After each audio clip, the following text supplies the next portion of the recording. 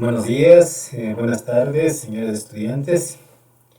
Vamos a trabajar en esta clase algunos temas relacionados con la cosmogonía del comercio internacional y he querido que los dividamos bajo aquel concepto que en historia se llama las edades de la humanidad, y precisamente en este momento yo quisiera poner a consideración de ustedes aquello que en las denominadas edad moderna y edad contemporánea se sucedió, no sin antes hacer un punto de inflexión a partir del siglo XX, en donde nosotros podemos encontrar de una manera muy clara teorías de relaciones internacionales que de una u otra manera nos permitan comprender cómo se han suscitado los entornos del comercio internacional ya bajo una modelación de teorías.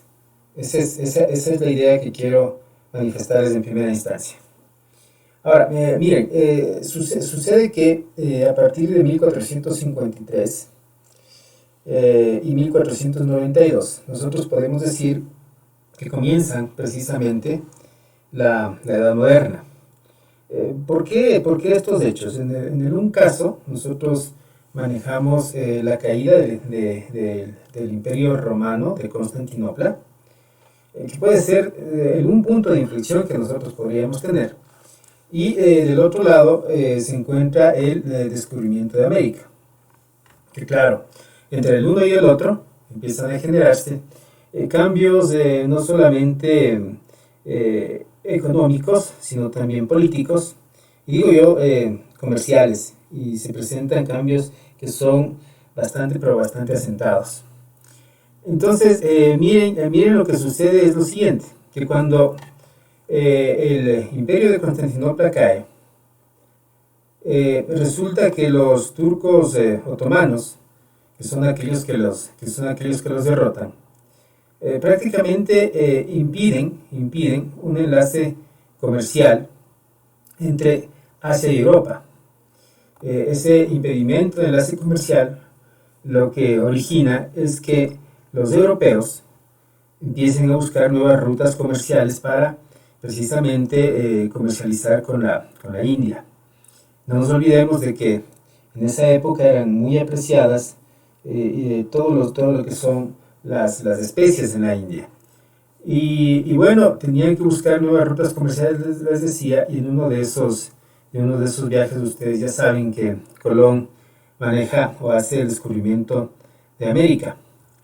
Pero esta concepción geopolítica lo que hace es que en algún momento surjan cambios y apetencias, digamos así.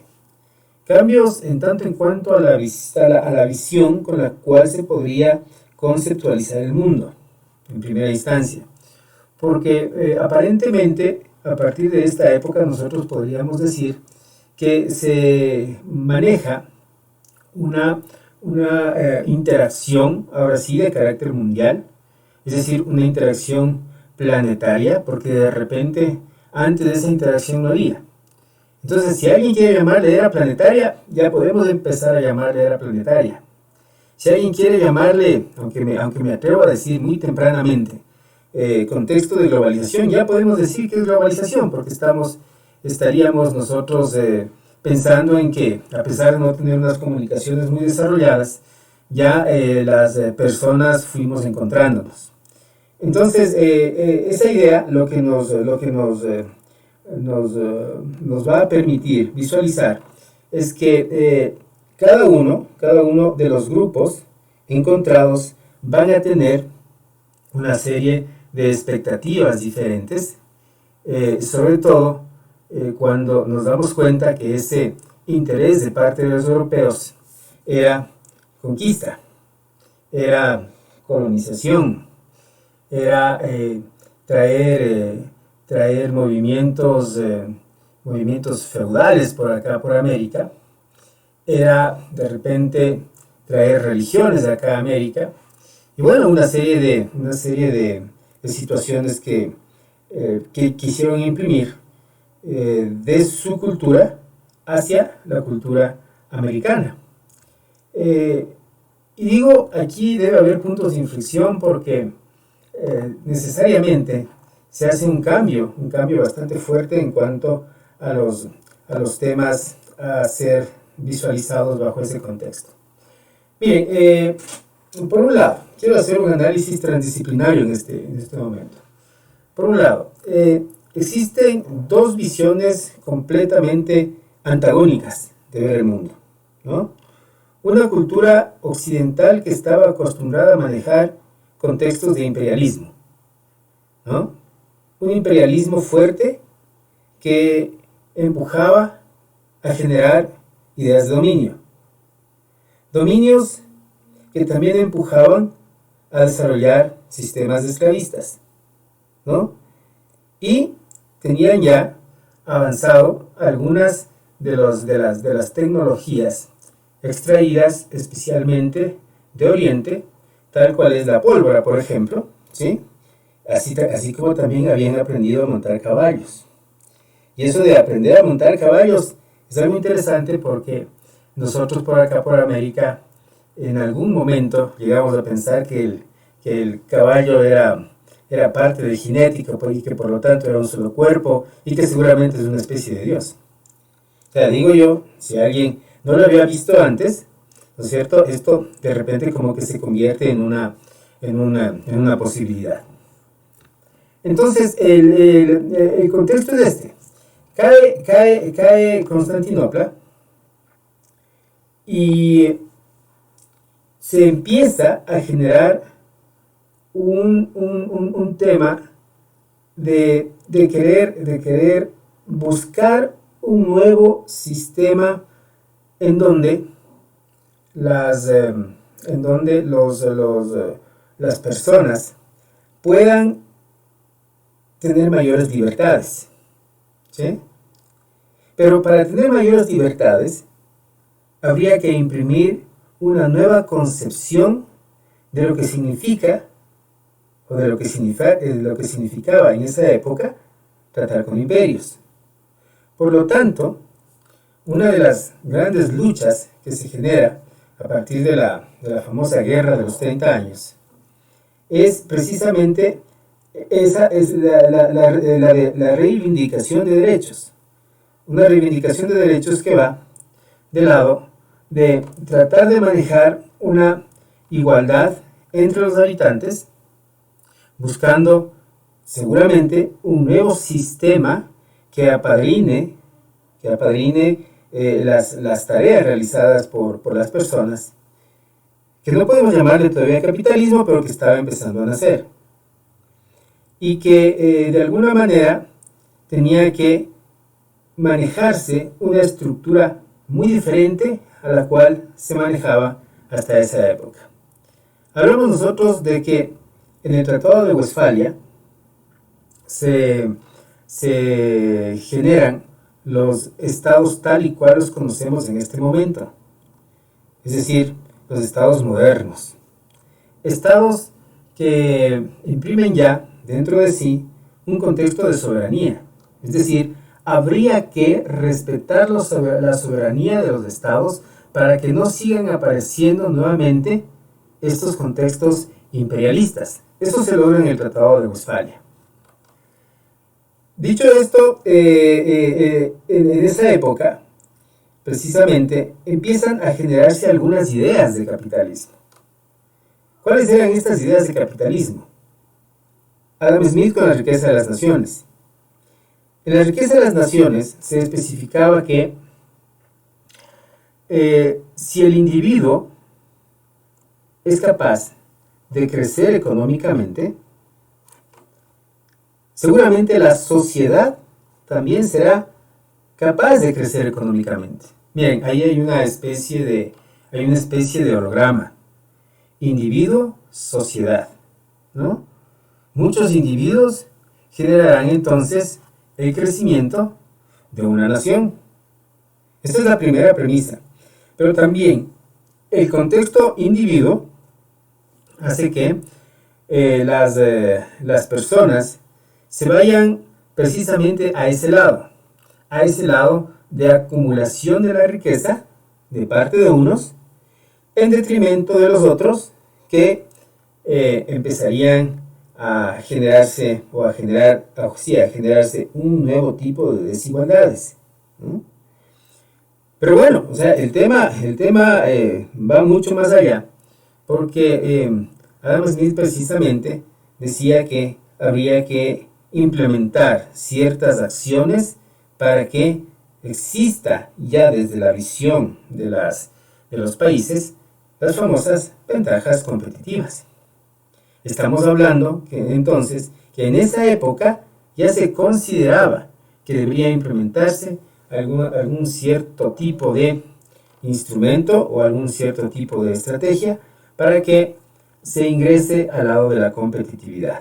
Competitividad, obviamente, que debía ser manejada bajo la idea de generar comercio, no solamente nacional, sino también de tipo internacional.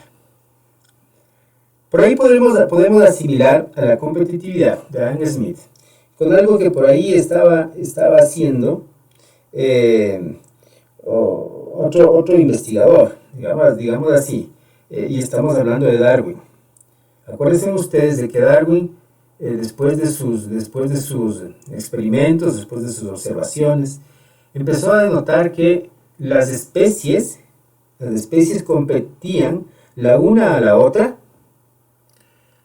a fin de poder sobrevivir. Era supervivencia eso. Y claro, la evolución de las especies precisamente maneja el concepto de que tiene que sobrevivir el más fuerte. Y eso se ha visto a lo largo del desarrollo de la humanidad y a lo largo de la evolución de las especies. Pero la competitividad, ¿no es cierto?, traducida a una acción desde el punto de vista individual, desde el punto de vista empresarial, desde un punto de vista país, como que genera también un devorar del otro.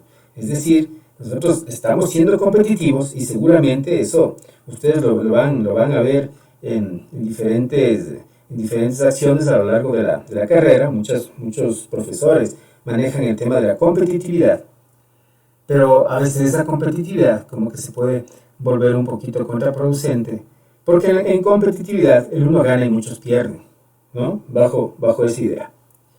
Miren que el diálogo entre capitalismo y competitividad es un diálogo que se une, es un diálogo que toma fuerza, es un diálogo que hace que el capitalismo crezca en función de que las empresas tengan mayor competitividad. Y le vamos a hacer el análisis al revés, que la competitividad se aumente con inyecciones de capital. Bien, o sea, ahí hay un diálogo entre esas dos variables. Y claro, una vez que nosotros generamos el tema de competitividad, deberíamos entonces volvernos un tanto nacionalistas. A veces digo yo chauvinistas, ¿no? ¿Por qué? Porque cuando nosotros nos convertimos en nacionalistas, generamos una especie de falsa identidad. Es que la falsa identidad es creer que yo soy un ciudadano de un país y olvidarme de que soy un ciudadano del planeta, ¿sí? Porque la división de los países o del planeta en países está solamente en un gran ilusorio humano. Es una ilusión eso que nosotros ostentamos como división de países, división en estados del planeta. Pero bueno, estuvo dado así y estuvo aceptado, como les dije, en Westfalia, soberanías, ¿ya? Entonces el nacionalismo europeo, algún rato, empezó a originar precisamente algunas ideas sobre las cuales ir gestando, o se gestó luego una serie de conflictos que también tenían que ver con el tema del capitalismo. Hablamos de guerras mundiales, hablamos de guerra civil española, bueno, hablamos de una serie de idealismos puestos por ahí que de repente obligaban eminentemente a intereses económicos. Ahora muy bien, ¿qué sucede? También entra en el tema ya la idea mercantilista.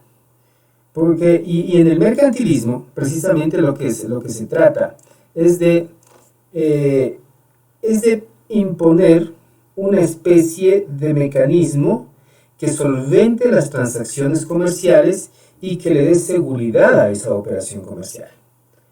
Es decir, recuerden ustedes que cuando uno quería tener una balanza de pagos fuerte, esa balanza de pagos fuerte debía sustentarse, ¿no?, con aquello que nosotros teníamos como reserva monetaria en oro y plata. O de repente acá en el Ecuador era, ¿cuánto tenemos de oro? Tanto papel moneda podemos nosotros empezar a emitir. Pero teníamos que tener nosotros una reserva, ¿ya? Puede ser que se generaban inclusive transacciones con el oro como moneda, con la plata como moneda. Sí, y precisamente esa idea mercantilista luego tuvo su mayor preponderancia en el momento en el que las personas europeas llegaron acá a América. Ya vamos a ver por qué. Pero también en el mercantilismo se generó la idea de la balanza comercial, ¿no? Una balanza comercial en donde nos decían que cuando una economía quiere estar sana o debe estar sana, debe haber mayores exportaciones que importaciones. Así se decía, ¿no es cierto?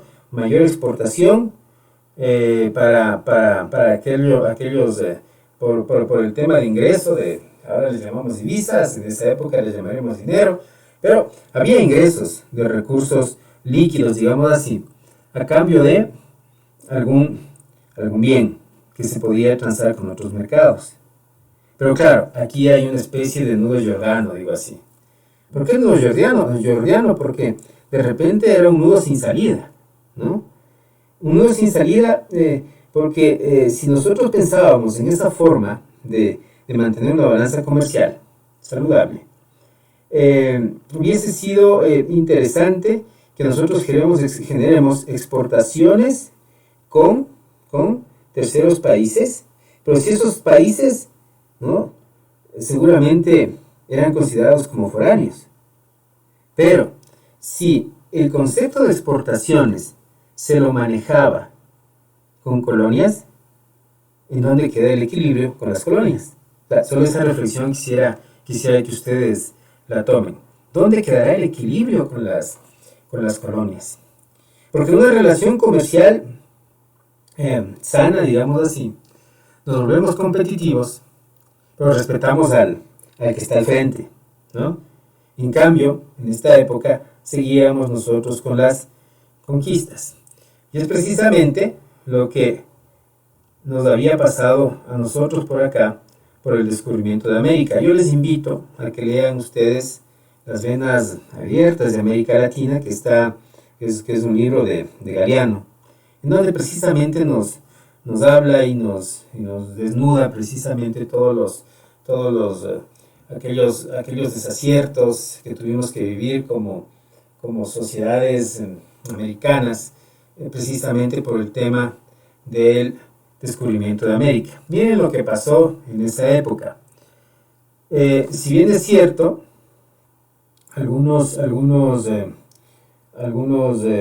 contextos pueden ser visualizados, o algunas personas visualizarán el descubrimiento de América como algo positivo.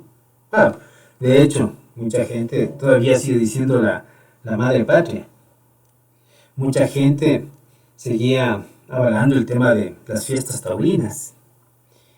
En el himno a Quito todavía se encuentra presente precisamente el tema de mencionar a España. Y claro, tal vez tenemos una memoria o demasiado frágil, ¿no? O no hemos leído un poquito de historia. Puede ser que pase eso. Pero yo no entiendo cómo nosotros deberíamos aplaudir un dominio de ese tipo que vino prácticamente a acabar con aquellas comunidades indígenas. Y quiero atreverme a decir algo que no sé si esté bien decirlo, pero que es importante que se lo mencione. El hecho de que a nosotros posiblemente nos devolvieron a la prehistoria después de casi 500 años de conquista. Casi 500 años de conquista, que digo yo, nos devolvieron a la prehistoria, porque cuando tratamos de buscar legados, resulta que no encontramos legados. Encontramos apenas algunos dibujos, ¿no? Y ni siquiera los encontramos por acá, sino que los encontramos en los museos de Ámsterdam y tanta cosa. Entonces, miren, como que por ahí es importante que abramos un poquito los ojos, no bajo un contexto, ¿no? Ojo, no bajo un contexto de revanchismos, sí bajo un contexto de entender lo que nos pasó en ese momento y, adicionalmente, tratar de revalorizar lo que nosotros teníamos. Entonces, miren qué sucede. Llega Colón y la primera frase que él dice: no me voy a cansar de falar oro por acá de América. Acuérdense ustedes que en el mercantilismo ya el oro estaba metido. Y vienen para acá y encuentran oro, lo primerito. Pero resulta que cuando vienen con una herramienta un poquito complicada, digamos así. ¿Cuál es la herramienta? Y me disculpan, por favor, las personas que tengan su fe. Yo eso respeto mucho. Pero la herramienta era venir con una Biblia bajo el brazo, ¿no? Y venir a evangelizarnos.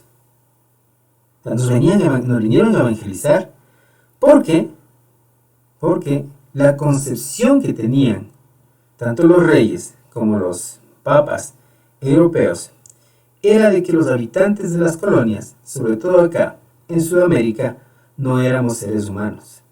¿Sí? Entonces, habrá que evangelizarle, ¿no? ¿Por qué? Porque son animales, porque son primitivos, porque de repente tienen que aprender la verdad europea. ¿Y cuál era la verdad europea en esa época?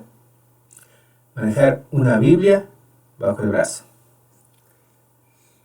Y si nos vamos un poquito al tema de la historia, algo más atrás, recuerden ustedes que la implementación de un sistema único en cuanto a creencias se la adoptó en el Imperio Romano simplemente por el hecho de querer unificar una creencia alrededor de los cristianos después de aquellos tantos problemas que se tuvo, ¿no?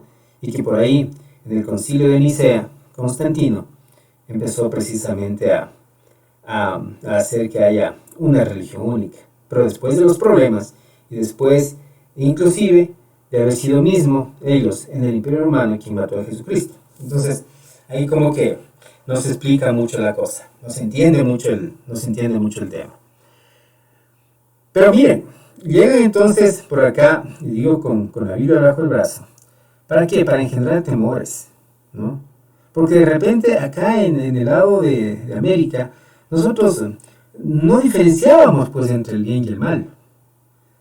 O sea, no se representaba al día como a la luz y a la noche como a lo satánico, ¿no? Eso no se hacía por acá. Por acá se entendía todo bajo un concepto de complementariedad. Es decir, es complementario que haya el hombre y la mujer. Es complementario que haya el día y la noche. Es complementario que haya el negro y el blanco. O sea, todas son complementariedades. Eso es pensamiento ancestral andino. Y las complementariedades se las debería desarrollar con contextos de reciprocidad. Es decir, ahí había una economía comunitaria. Ojo, que no es comunismo y que no es socialismo. Que es una economía comunitaria. Trabajamos todos, comemos todos. ¿Sí? Voy a una fiesta, pero todos llevamos. No solamente el uno invita.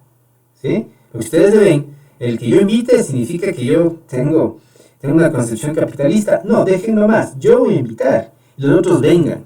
¿Ya? Y seguramente el que invitó se queda complicado porque a él nunca más le invitaron a los otros. Entonces no hay reciprocidad. ¿Sí? Entonces, miren, habían fuertes contextos de diferencias. Pero cuando nosotros tratamos de visualizar cómo fue esta expansión española por acá y cómo fueron los atracos que se generaron, aparte de que se evangelizaba quemando a nuestros indígenas, si no, por favor, vean los videos de Hatuey. Se quemaban para poder evangelizar, se quemaban a los indígenas, se les crucificaba como a Jesucristo. Esa era la idea que tenían. Entonces se empezó a gestar precisamente esta imposición de una cultura que nosotros no teníamos.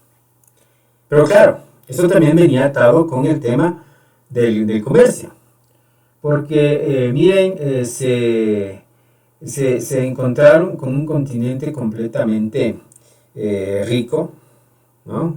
Con un continente que tenía muchas materias primas, si no miren ahí ustedes algunos ejemplos. El cobre en Chile, el algodón, el café, el cacao, por acá por los países de la costa norte de Sudamérica. Se encontraron con el caucho, con el hierro en Brasil, ¿sí? Se encontraron, con algo que ahora se me viene a la memoria. Recuerdo que hace unos 2 o 3 años el expresidente de Bolivia, Evo Morales, bajo un concepto solamente de la moral, reclamaba, y decía, oigan, es que a nosotros se nos llevaron, a ver si me acuerdo la cifra, parece que eran 600 mil millones de dólares de acá de Bolivia. Y claro, cuando vemos esa cifra, es una cifra tan grande que no sabemos por qué. Y resulta que en Potosí había unas montañas, ¿no?, que eran llenas de plata. Entonces según los relatos, cuando uno se iba acercando, veía que brillaba la montaña. Y eran montañas llenas de plata. Entonces, sí, aproximadamente también eran 600.000 toneladas de plata que se fueron a Europa. ¿Para qué? Precisamente para anidar ese concepto. Miren, que con las colonias todavía seguía siendo feudalismo, a pesar de que ellos ya habían dado el grito de cambiemos al capitalismo. Pero entonces nosotros como colonia sí teníamos que asumir ese feudalismo que tenían.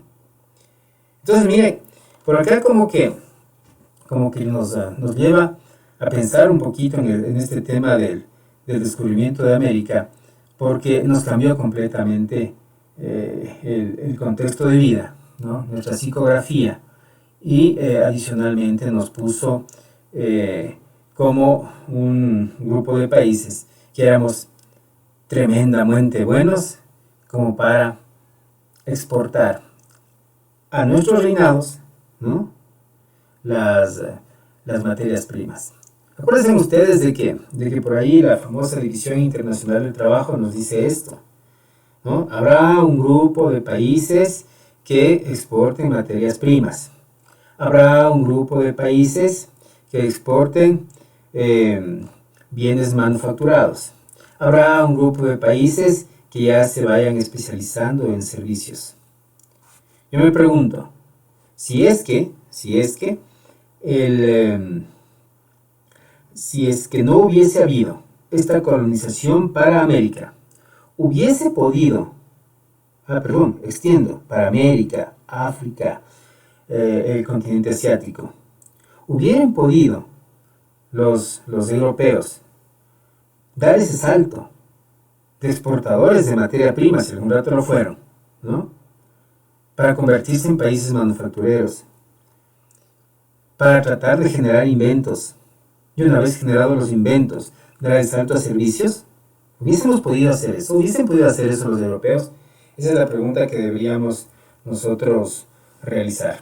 Y claro, hasta ahora nos vemos abocados a seguir siendo países exportadores de materias primas. No digo que está mal, pero bajo ese concepto de competitividad, ¿no es cierto?, seguramente tenemos una desventaja. Trajeron inclusive algunas especies de vegetales que se podían dar bastante bien por acá. En Cuba es uno de los casos. En Cuba se trajo la caña de azúcar y después se llevaba de aquí precisamente como mercancía a ser exportada. Entonces, el tema o el diálogo que nosotros tenemos que manejar entre el descubrimiento de América y caída de Constantinopla en la Edad Moderna nos lleva a preguntarnos, en primera instancia, el por qué, si estábamos en un régimen capitalista, aparentemente, y si hubiésemos querido desarrollar las colonias, ¿por qué venimos a explotar las colonias bajo regímenes feudalistas desde que hasta ahora, lamentablemente digo yo hasta ahora, todavía quedan rezagos de reinados, de reyes, de reinas, sobre todo en algunos países europeos? Ese es el primer enfoque.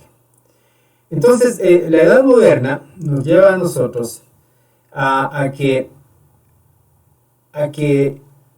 cambiemos, ¿no es cierto?, a que cambiemos nuestro estilo de vida y que en algún momento empecemos a pensar en que debe haber un punto de inflexión en este tema. Recuerden ustedes que seguramente los grandes descubrimientos que empezaron a darse en Europa, como les decía, fueron fruto de aquello que ellos conseguían desde sus colonias. Y precisamente por acá deberíamos entender que en Europa también se genera algo que es muy interesante. Se genera el concepto de ciencia. Digo interesante, por favor, entre comillas. Porque se genera un concepto de ciencia y de repente como que entramos en una carrera bastante fuerte porque las tecnologías empiecen a desarrollarse. Pero claro, antes de que se desarrollen las tecnologías, la ciencia debería tener también una verdad. ¿Ya? Miren, esa verdad que la podríamos traducir o la podríamos alimentar desde la época de René Descartes. Si ustedes leen a René Descartes en el famoso manifiesto de Descartes, van a encontrar que él ya empieza a identificar unas pocas variables para hacer su realidad. O sea, me suena eso de a pocas variables como el tema de como los temas que se tratan en economía, del famoso ceteris paribus, que dicen, ¿saben qué? Vean, vamos a analizar unas cuantas variables y el resto asumamos que son constantes.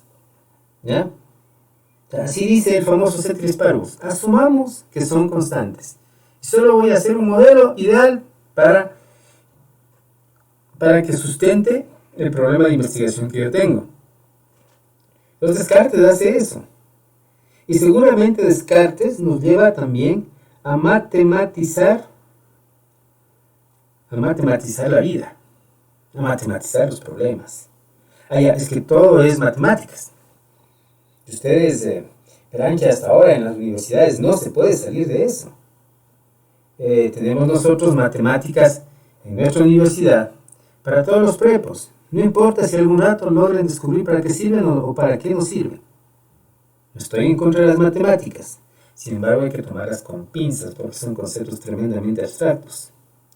No estoy en contra de las matemáticas.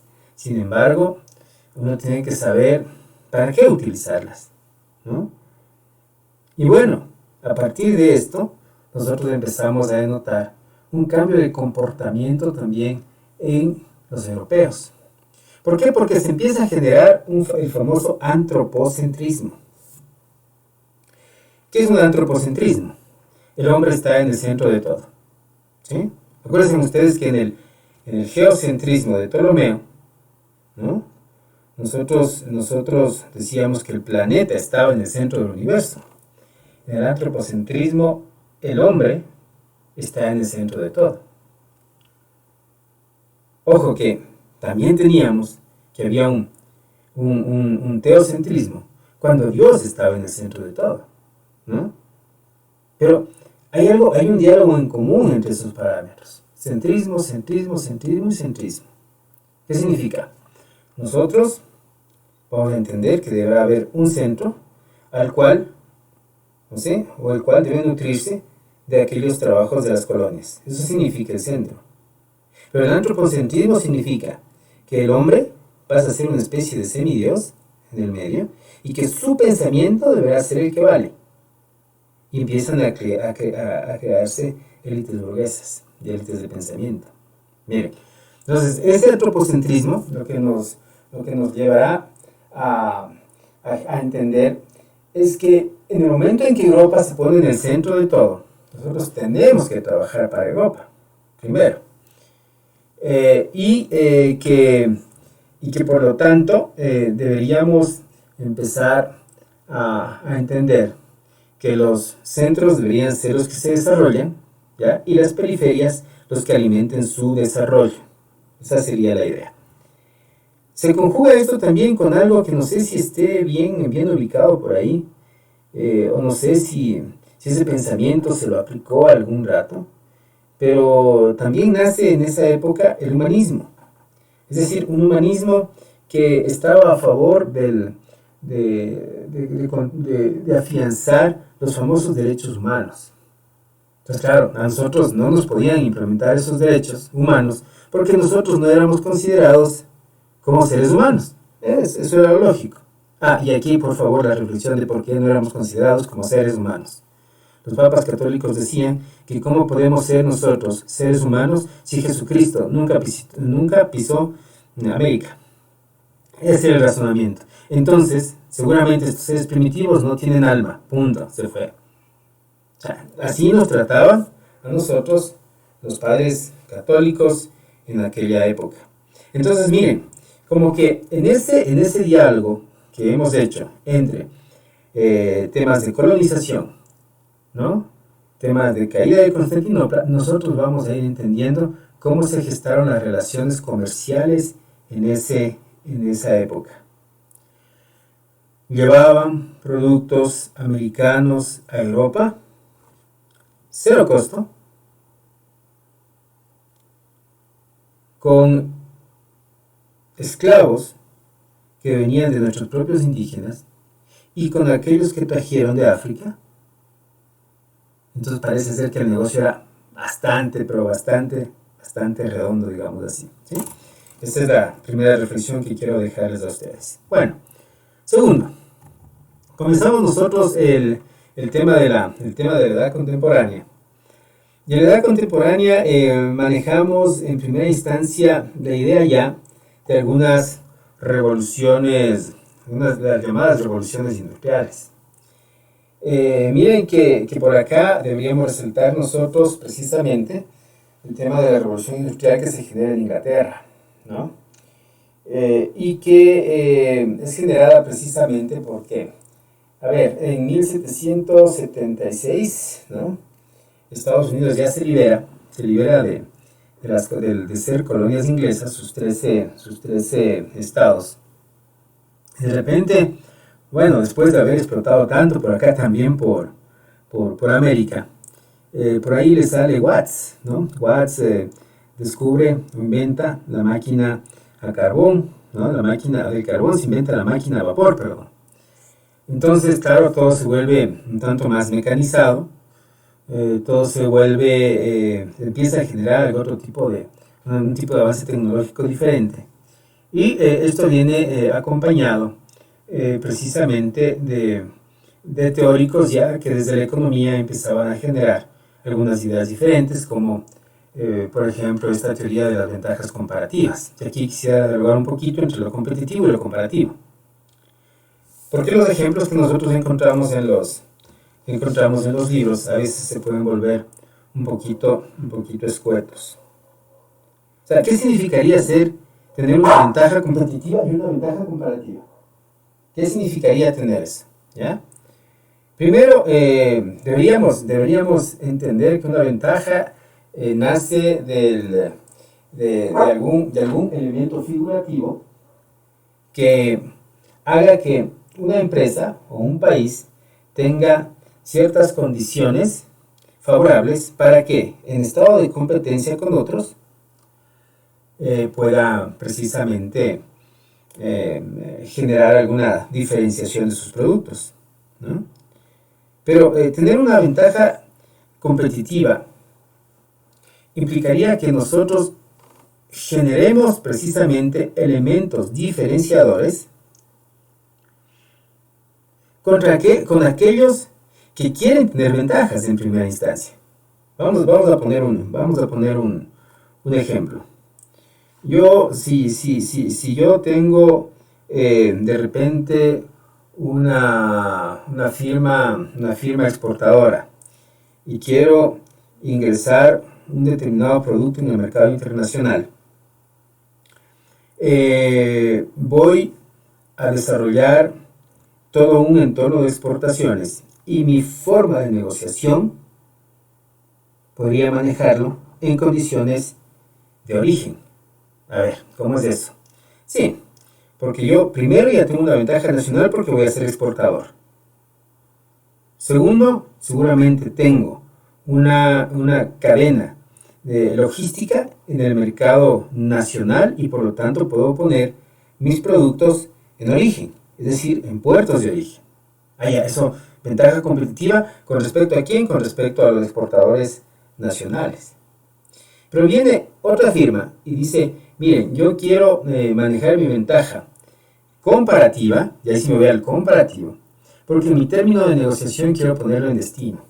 Es decir, de pronto tengo una mejor negociación, también bajo la perspectiva de que tengo mejores relaciones con las cadenas logísticas internacionales. Y yo puedo poner mi producto ya en puerto de desembarque. Ventaja comparativa. Porque a pesar de que la comparativa también tiene vicios de competitiva, ¿no es cierto? Comparativamente hablando, yo puedo hacer que mi oferta sea mejor vista, ¿ya? En comparación, perdón la redundancia, en comparación con la otra empresa. Y por ahí deberíamos tener nosotros ventajas comparativas, ¿ya? O de repente se me ocurre que si una empresa tiene un departamento de investigación y desarrollo, tiene ventaja competitiva. Pero si la otra empresa, ¿no es cierto?, en lugar de tener solo el I+D, tiene también implementadas sus patentes y aceptadas sus patentes, tiene ventaja comparativa, ¿sí? O de repente, si yo he logrado poner franquicias a nivel internacional, tengo ventaja comparativa. Pero si yo no he logrado franquicias a nivel internacional, pero sí he logrado tener unas concesionarias a nivel internacional, seguramente tengo ventaja competitiva. Todo depende desde la perspectiva que ustedes quieran verle. Y este juego tenemos que ir implementando porque, sobre todo, el desarrollo de marcas mundiales hace que nosotros tratemos de aprovechar esas famosas ventajas. Si no, ustedes vean precisamente lo que hacen las grandes marcas mundiales. Las grandes marcas mundiales ponen sus maquiladoras, ponen sus sectores industriales en países en donde la mano de obra es mucho más barata y de repente consiguen una ventaja en costos. Y no es de extrañarse que si ustedes van a comprar un par de zapatos Nike en Estados Unidos, digan, vean, qué bueno, compré en Estados Unidos, pero le ven bien y dice, hecho en Taiwán, ¿no es cierto? O en alguno de los países asiáticos, y es precisamente porque estas empresas optan por manejar el concepto de marca ya no solamente bajo la perspectiva del consumidor, sino también bajo la perspectiva de dónde producir ese producto y con esa consideración obtener sus ventajas competitivas y comparativas. Bueno, esa es la idea que se empieza a generar en la edad contemporánea. Y esa idea es eminentemente capitalista. Ahora, siempre saldrán unos pensadores diferentes, el caso de Marx y el caso de Engels, por ejemplo, que ellos empiezan a dialogar entre lo que es entre aquellos contextos de capitalismo con los cuales deberíamos tener un poco de cuidado. Yo no sé si Marx y Engels sean precisamente los fundadores del socialismo, no sé. O sea, las ideas eran diferentes, las ideas eran completamente diferentes. Y resulta que, por ejemplo, en el tema de Marx, él hace una reflexión no sé si el término adecuado sea entre productos, ¿sí? Que aparentemente es un producto, es un bien que satisface una necesidad. Bueno, llamémosle producto, llamémosle bien, ¿no?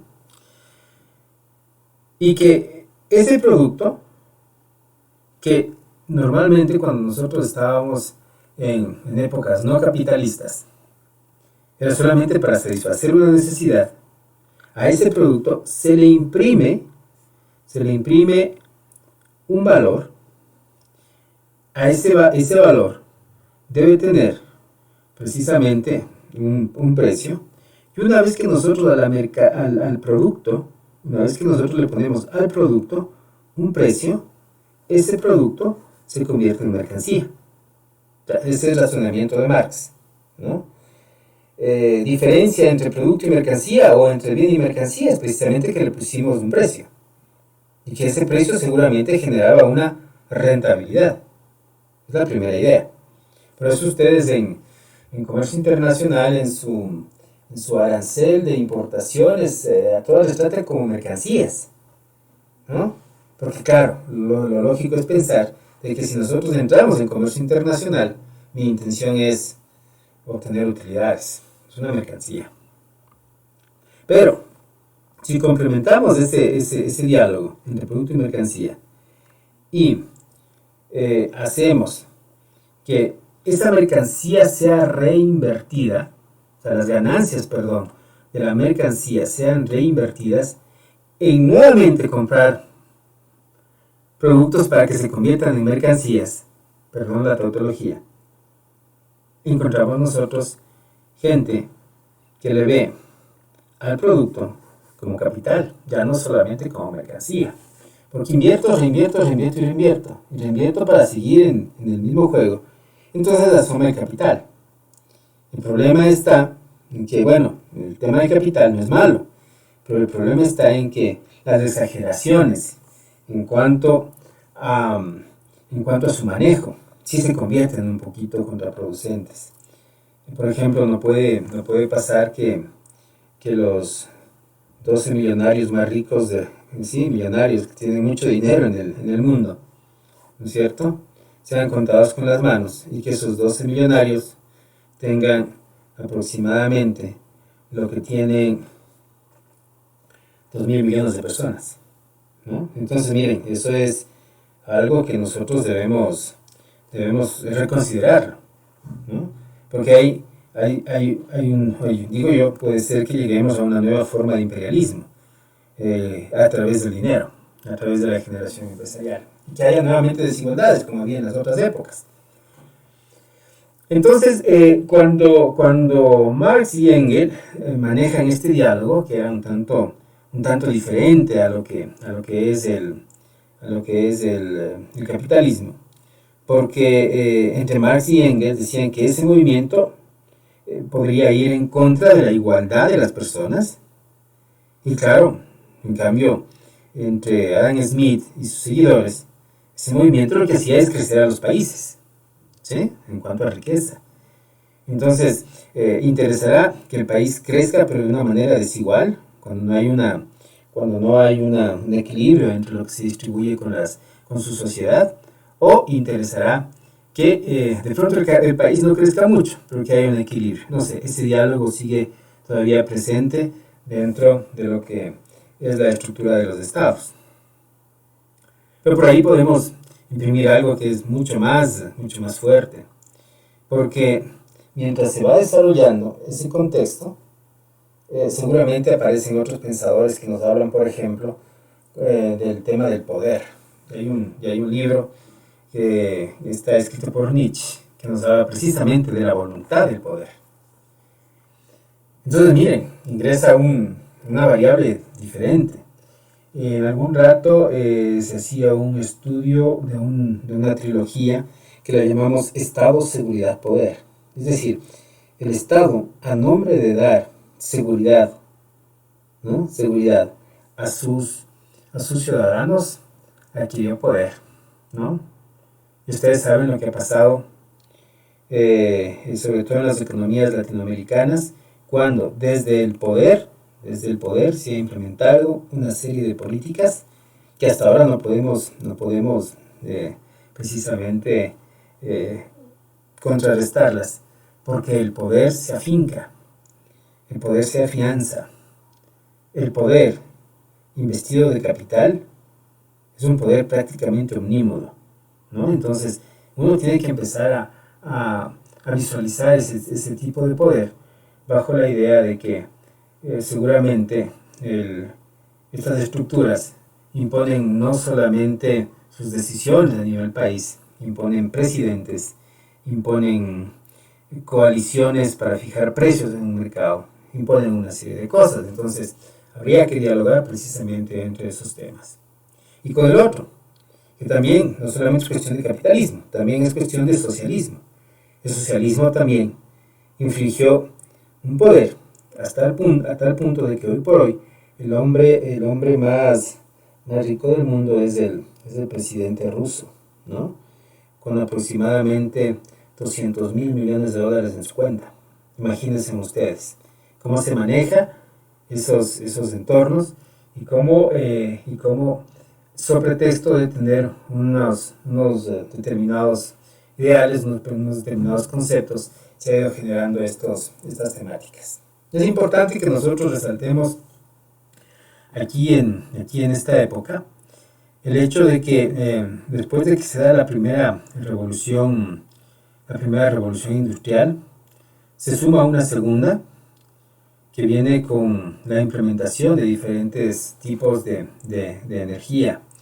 Se fusiona la química, se fusiona la parte eléctrica, aparece el petróleo, aparece el acero, aparecen los vehículos.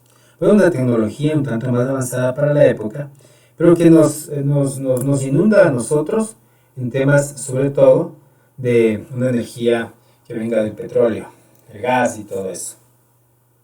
Acuérdense ustedes que en épocas pasadas, en la primera revolución industrial, ¿no es cierto?, la energía venía del carbón y de la máquina a vapor. Ahora debería manejarse bajo el contexto de petróleo. Pero esta es la segunda revolución industrial. Estamos nosotros a finales del siglo XIX. O sea, esa es la idea. Y que precisamente por estar a finales del siglo XIX podía haber pasado que ese nuevo contexto energético mundial origina nuevas apetencias, ¿no? Esa es la idea que queremos dar acá. Asoma también por aquí este científico Albert Einstein, que ya manejaba su teoría de la relatividad y que fruto de esa teoría se generaron algunos productos, el rayo láser, la televisión, las cámaras digitales, los GPS, la energía nuclear, los microchips. Son tecnologías derivadas precisamente de la teoría de la relatividad. Y por ahí asoma alguien más que es una transformación bastante fuerte dentro de lo que es el avance de la ciencia, que es Nikola Tesla. Porque si bien Thomas Edison había generado o había dado luz a las ciudades con su sistema de cableado, Nikola Tesla en cambio obtenía energía de aquello que se encontraba en el ambiente, ¿no? El aire es un transmisor perfecto de frecuencia y por lo tanto, siendo un transmisor perfecto de frecuencia, seguramente esa frecuencia que está en el ambiente puede ser transformada en energía. Recuerden eso, porque eso es muy importante. Es muy importante sobre todo en el cambio de las famosas matrices energéticas que seguramente debemos nosotros tratar de entenderlas. Miren lo que sucede. Nosotros a esta época, como Ecuador, todavía estamos por acá, ¿no? Todavía estamos por acá. Segunda revolución industrial, petróleo, exportaciones de petróleo, y nuestros gobiernos todavía dicen que claro, que no ha sido culpa de ellos todos los problemas que hemos tenido, cuando en el mundo, este tema del petróleo ya está quedando obsoleto en cuanto a transmisión de energía. Yo no quisiera atreverme a pronosticar algo, pero yo no sé qué sucedería si China, ¿no? Si China ya empieza a aprovechar completamente esas tecnologías que tienen para implementación de energía alternativa, o si los países desarrollados empiezan a implementar estos temas de energía alternativa, yo no sé qué pasaría con aquellos países que todavía seguimos pensando en las exportaciones de petróleo, ¿no? Seguramente, miren, en el momento en el que decidan, por ejemplo, ya mandar en oleadas el tema de los vehículos eléctricos, seguramente nuestros países se irán para abajo, porque seguimos pensando en el petróleo. Lamentablemente es así. Entonces, habrá que visualizar esto porque estos hechos básicamente se dieron hace aproximadamente, digo yo así, hace aproximadamente 100, 110, 120 años atrás. Tratar de dialogar entre estos elementos que fueron la base para el desarrollo tecnológico del siglo XX. O sea, no podemos olvidarnos de que nosotros en el siglo XIX obtuvimos esas bases y que a partir de eso, ¿no? Se puede denotar lo que se suscitó en el siglo pasado. Pero también, nuevamente, no nos olvidemos de que esas bases de desarrollo generadas en el siglo XIX, en cambio, tienen otras bases, ¿no? De aquellas explotaciones de las colonias del siglo XV, del siglo XVI, del siglo XVII, del siglo XVIII. Entonces, la lógica división del mundo, bajo la perspectiva de la División Internacional del Trabajo, también tiene su lógica. Entonces, miren cómo se fue gestando este tema. Ahora, en cuanto a lo que significaría regresar a ver nuevamente a una relación entre países, tendríamos que entender que cada uno de ellos debería empezar a tener posiciones, sobre todo a inicios del siglo XX. Y digo yo tener posiciones porque, bueno, en este contexto había países europeos con sus colonias a inicios del siglo XX, todavía había ese tema. Había nuevos países que querían entrar en una palestra mundial, como es el caso de Estados Unidos, ¿no? Había un Japón que de repente necesitaba también generar alianzas para poder seguir creciendo.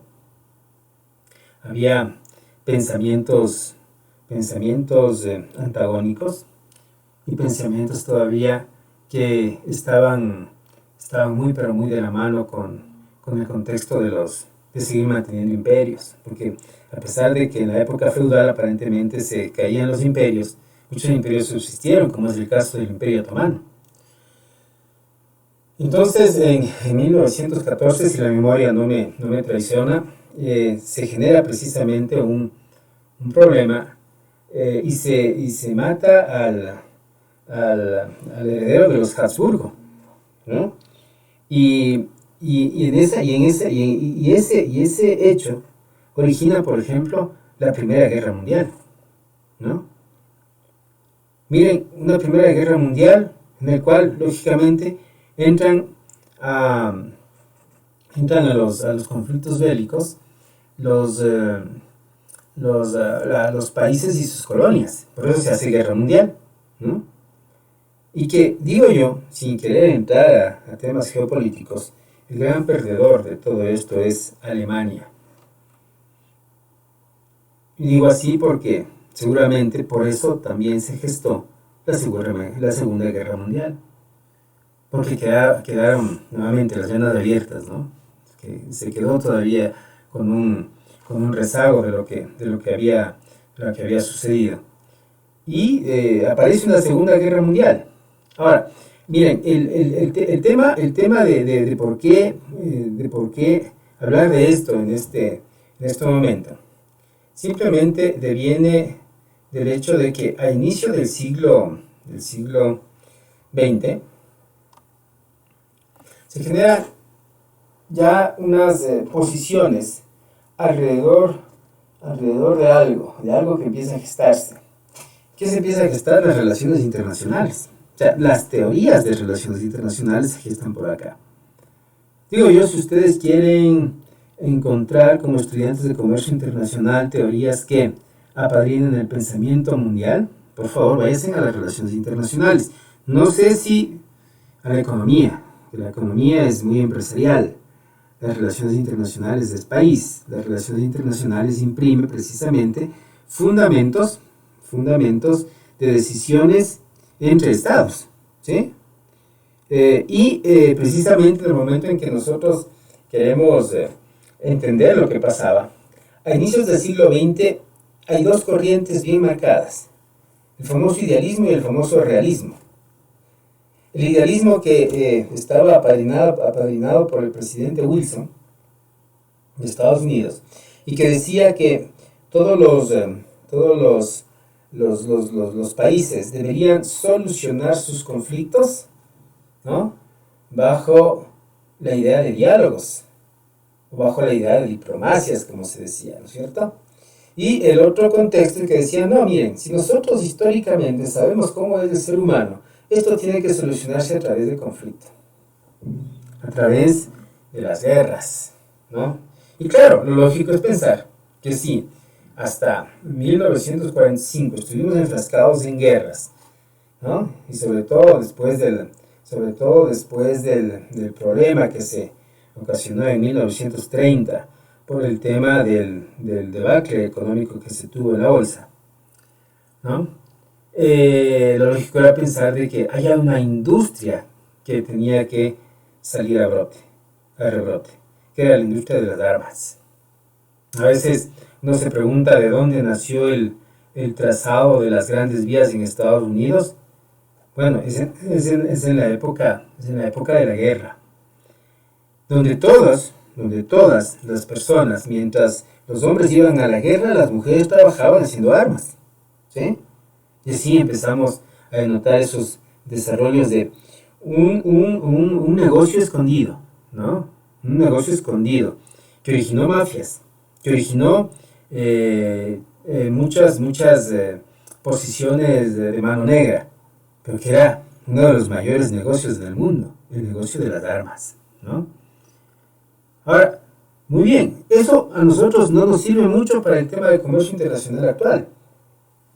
Pero en cambio, después de que se acaba la guerra en 1945, entramos a desarrollar o a meternos, según algunos teóricos, en algunas escuelas de pensamiento, ¿no? O en una escuela de pensamiento que se ve visualizada bajo la idea de que ahora los estados no deberían ser aquellos que nos den pensando, ¿no?, sino que deberían ser las sociedades las que puedan imprimir sus pensamientos. Es claro, el paradigma tradicional, el paradigma anterior, era Estado-Estado. Y el paradigma de la sociedad global, que es el que vamos a analizar en este momento, en cambio era, oigan, nosotros somos sociedades y necesitamos relacionarnos entre sociedades, y el concepto, si es que es global, deberíamos empezar a desarrollar precisamente el tema de cómo manejar nuestras sociedades bajo una orientación de interdependencia, ¿sí?, y bajo una orientación de tipo transnacional. Bueno, esa era la idea que se empezó a gestar. Y precisamente con esa idea se empiezan a desarrollar una serie de postulados que van a ayudar a que se estructure ciertos organismos de tipo internacional. Porque si el Estado, ¿no?, es inoperante para manejar estas relaciones internacionales, debe aparecer precisamente unas estructuras transnacionales que sí puedan hacerlo. Y precisamente es ahí cuando se forma la ONU, con todos aquellas interdependencias que puede tener. Y cuando les hablo de interdependencias, estamos hablando de que la ONU debería tener ciertos entornos, elementos especializados para generar su interdependencia. Entonces, la ONU tendrá una Organización Mundial de Comercio, la ONU tendrá una organización mundial de turismo, la ONU tendrá una organización mundial de aduanas, la ONU tendrá una UNESCO, ya pues debería tener una serie de organismos internacionales que se vayan especializando en ciertos temas para que dirijan, o para que planteen las directrices internacionales. Esa es la idea. Pero miren ustedes que en el momento en que se generan estos organismos internacionales, para el lado del comercio, ¿sí?, aparece precisamente esta Organización Mundial de Comercio que debería deliberar, tratar de imponer ciertas normas de cómo se debería comportar el comercio en el mundo. Esa es la idea de la creación de la Organización Mundial de Comercio. Y también, ¿no?, este contexto debería estar presto a que pueda solucionar una serie de posibles temáticas a ser desarrolladas dentro de este sector. Miren, habrá temáticas de desigualdad, lógicamente. Ahí habrá que dialogar entre libre comercio y proteccionismo. Habrá que manejarse temas de patentes. Habrá que manejarse temas de ciertos litigios que se den en el comercio internacional, ¿sí? Y bajo esa perspectiva, nosotros debemos empezar a manejar a crear ciertos organismos que apuntalen hacia el desarrollo de un comercio internacional un tanto más equilibrado. Aparecerán ideas y aparecerán también estructuras, ¿no? Estructuras como son, por ejemplo, los famosos acuerdos comerciales que nosotros tenemos, bloques económicos que tenemos presentes, uniones aduaneras que tenemos por ahí, ¿sí? Elementos bilaterales, una serie de acuerdos que podrían hacer los países entre los unos y los otros para tratar de manejar su política comercial, ¿ya?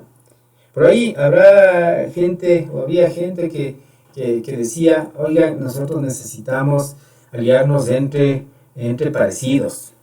¿Qué significa aliarnos entre parecidos? Sí, necesitamos nosotros formar un bloque, ¿no?, un acuerdo comercial, ejemplo, entre Venezuela en su época, Colombia, Ecuador, Perú, Bolivia, y lo vamos a llamar Comunidad Andina de Naciones. Ya, un bloque comercial. Entonces, figúrense ustedes, ese bloque comercial, ¿no?, ¿deviene de dónde? Deviene de que nosotros tratamos de buscar transnacionalmente organismos que puedan ser representativos. Nosotros, como CAN, llegamos a hacer una unión aduanera, es decir, a poner un arancel externo común a las importaciones de productos que no devengan de la zona. Pero hasta eso llegamos, hasta ahí llegamos, no más, ¿no es cierto?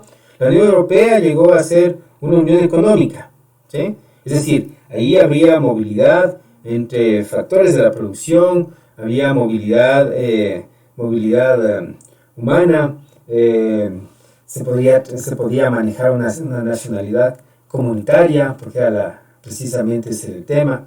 Ustedes recuerden que los jugadores de fútbol de un determinado equipo podrían ser de diferentes partes de la comunidad y eran considerados como nacionales, entonces no tenían ningún problema, pero se generaba ese proceso. Entonces, cuando vemos que se iba a implementar precisamente ese tema de la sociedad global, o que se implementó el tema de la sociedad global, el aparecimiento de estos organismos fue crucial, ¿no? Fue crucial en cuanto a estructura y de repente en cuanto al tema funcionalista, porque también se podía dar libertad a los países de que hagan sus acuerdos bilaterales con otros para que se trabaje en temas conjuntos. Bueno, esa era la idea que se manejaba por acá. Habrá muchos teóricos que manejen el contexto de la sociedad global como globalización. Yo digo, no sé si el término sea muy adecuado, porque creo yo que globales hemos sido siempre. siempre hemos tenido una cosmogonía global.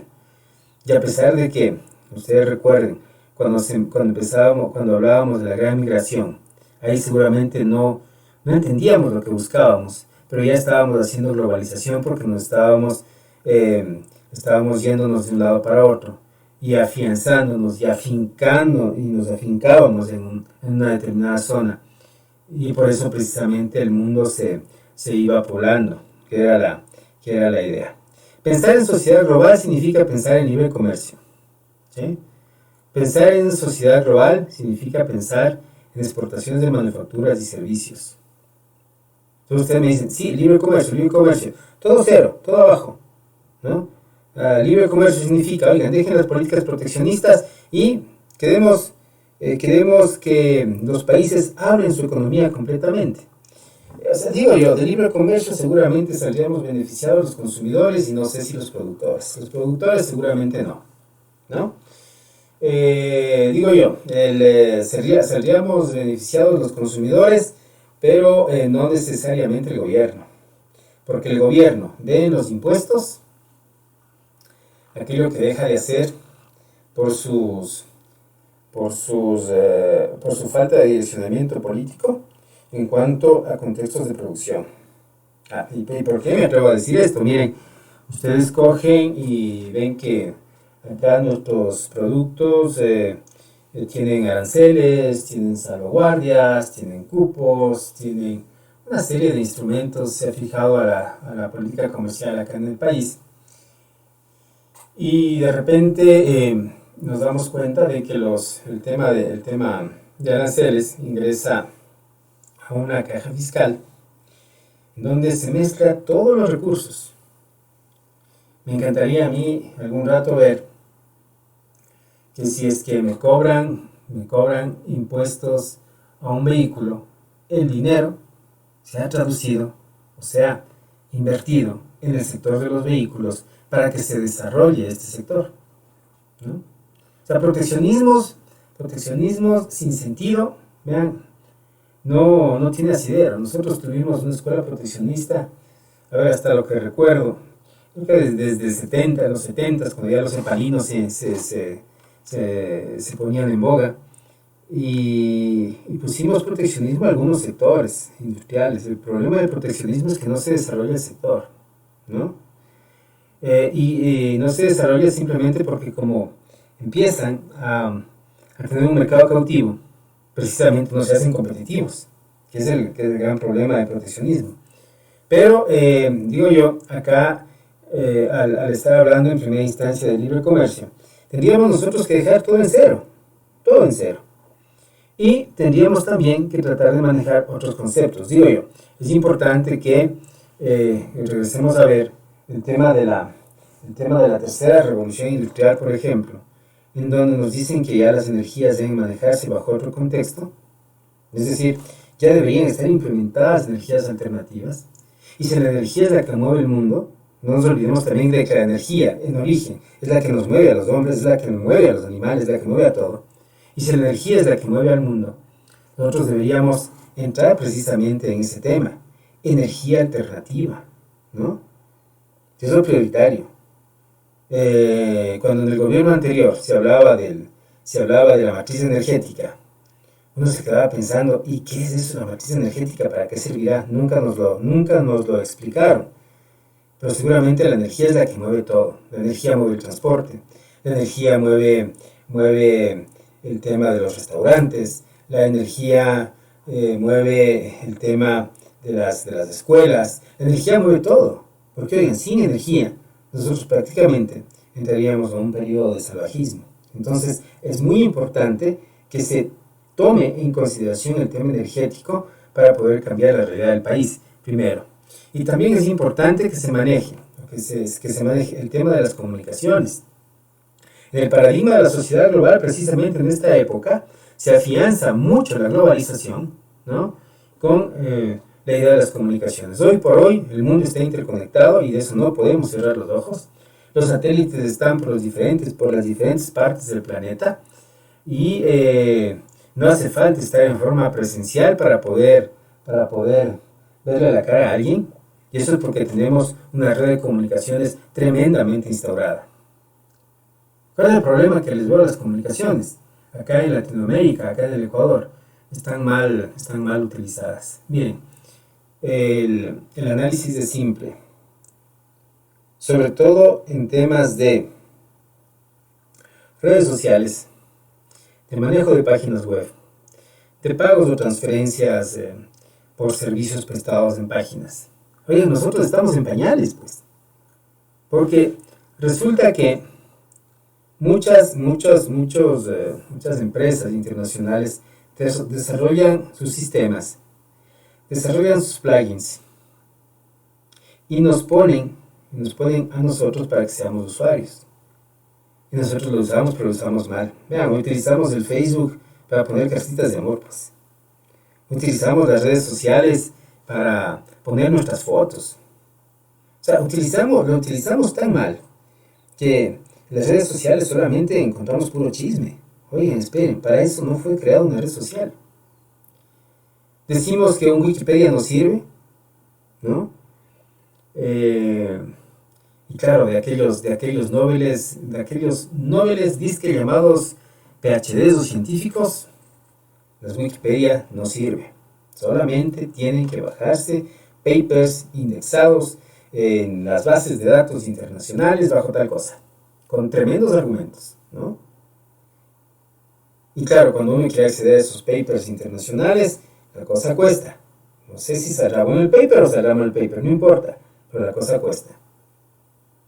Y decimos que una Wikipedia nos sirve cuando es un trabajo comunitario que toda la gente, que bien o mal, quiere aportar, le va sumando y que nos guía a nosotros a querer entender una determinada posición.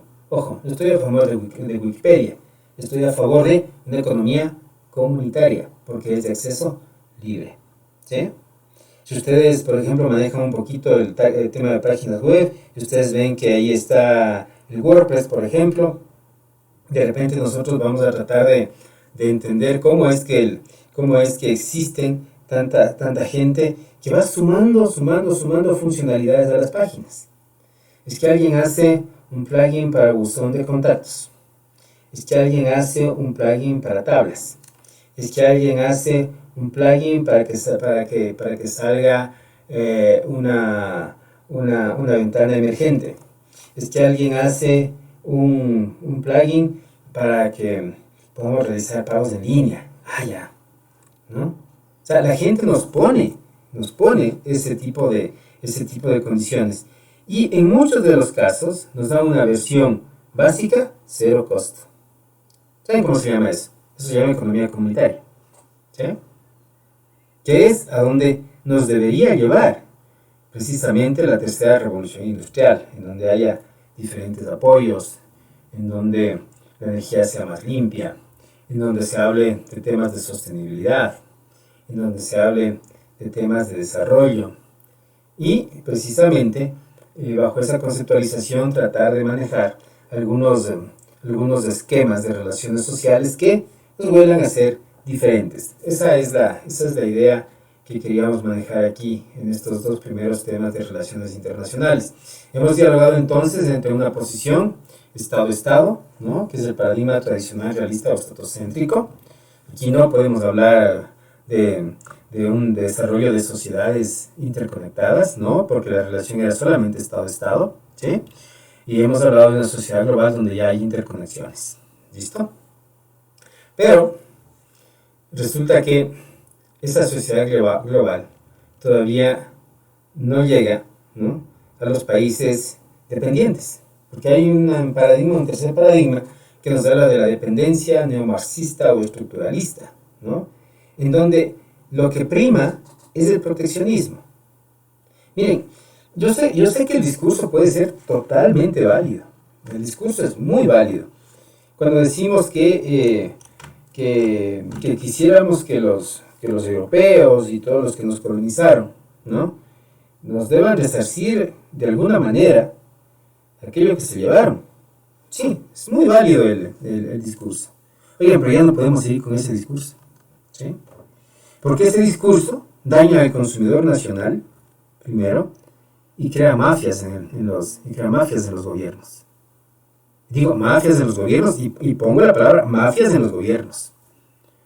Porque sobre pretexto del proteccionismo, ¿no?, alrededor del tema, alrededor de aduanas, se genera precisamente este tipo de a ver, llamémoslo así, este tipo de organismos seculares. ¿Sí? Resulta que el proteccionismo es la caja chica del gobierno. El proteccionismo es el que equilibra la balanza comercial. Cuando deberían ser las exportaciones las que equilibran la balanza comercial, no el proteccionismo. Pues, o sea, ahí hay que ser muy críticos. Aquí los economistas nos venden la idea de que nosotros debemos siempre pensar en que las políticas proteccionistas están a favor de nuestras empresas nacionales. Que bueno, aplaudamos entonces a las empresas nacionales y aplaudamos al gobierno por ser proteccionistas. ¿Saben a dónde está llevado el proteccionismo? A quedar totalmente desencajados, ¿no?, desencajados del mundo actual, del desarrollo del mundo actual, y seguir pensando, por ejemplo, en temas de bonos. Oigan, a esta altura del desarrollo de las sociedades, ¿todavía pensamos que debemos dar bonos? ¿No? ¿Y que debemos dar subsidios? Oigan, el subsidio de la gasolina debería visualizarse como una ineficiencia del Estado. Porque hace tiempos nosotros debimos haber cambiado de matriz energética simple. ¿Sí? Entonces ya no tendríamos el problema del subsidio de la gasolina, pues. ¿Cómo entender que ni bajo el mismo concepto de negocio, si es que nosotros somos, así somos calificados, ¿no?, exportadores de petróleo, nosotros no podamos hacer gasolinas, ni diésel, ni esas cosas, y tenemos que exportar nuestro petróleo para que Venezuela, que es otro país que no necesariamente es un ejemplo a seguir, ¿no?, para que Venezuela nos venda a nosotros refinado nuestro petróleo? Oigan, qué tremendo. Y comparémonos con Singapur, por ejemplo. Cuando un país es un país que no tiene petróleo, pero que ha destacado y que ha impulsado su economía bajo la idea de vender combustibles. Oigan, solamente le sacó provecho a su posición estratégica en el mundo, pero ellos son grandes refinadores de combustibles. ¿Sí? Entonces el proteccionismo no necesariamente a nosotros nos ha creado fortalezas, porque hemos creído que la actuación de nuestros gobiernos nos van a nosotros a generar algún tipo de bienestar, cuando ese proteccionismo debería ser visualizado no bajo la idea de cimentar este tipo de instrumentos, ¿no?, de impuestos y bonos que van a las arcas fiscales y que salen de las arcas fiscales para atender a ciertos sectores, y que de repente en nuestra propuesta o en nuestra política comercial, en nuestra política económica, deberían estar temas en donde si yo doy, recibo. O sea, no es proteccionismo, es si yo doy, recibo. Miren, aquí tenemos nosotros educación gratuita, ¿no? ¿Sí? Hay educación gratuita. Muy bien. A ver, ¿qué hacemos los estudiantes para resarcir esos recursos que se les están dando, o que se les está dando, para decir, ¿saben qué? Yo voy a poner mi granito de arena porque estoy recibiendo educación gratuita. De repente, vamos nosotros al sistema de la salud. Y en el sistema de la salud encontramos lo mismo.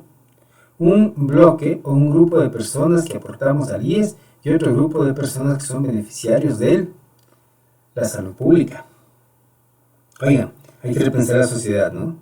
Por favor, no me estoy yendo en contra de temas de proteccionismo bajo la idea de la filosofía cepalina, sino que me parece que estamos cayendo en una posición tremendamente cómoda y dejamos que nuestros gobiernos empiecen a ser a realizar acciones que no necesariamente impulsan un desarrollo social, sino que empezamos a entender que ese desarrollo se va para otro lado.